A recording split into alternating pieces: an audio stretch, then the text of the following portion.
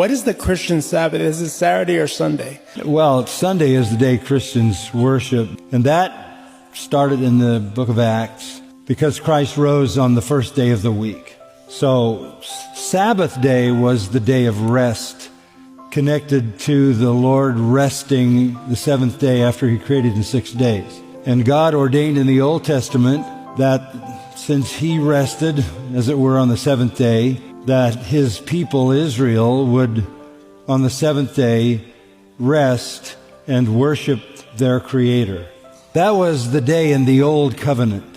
When you get into the New Testament, all the commandments of the Old Testament are repeated, except one. If you go to the Ten Commandments, they're all repeated except one is left out.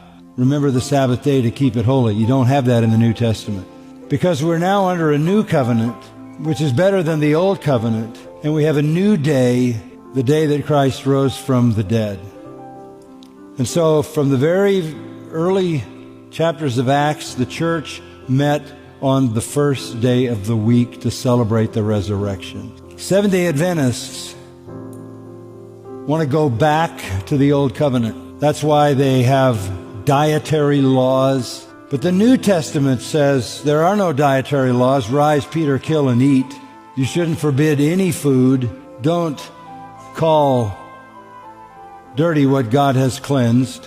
Paul said to the Colossians, don't let anyone hold you to a Sabbath or a festival or a new moon, because all of that is shadow and Christ is the substance.